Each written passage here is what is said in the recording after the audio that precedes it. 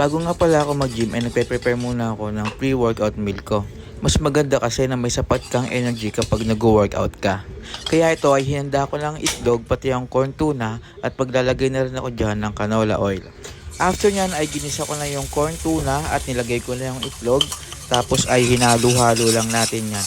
At maglalagay nga lang din ako dyan ng half cup of rice dahil alam naman natin na ang rice ay good source of energy na kailangan natin sa pag-workout.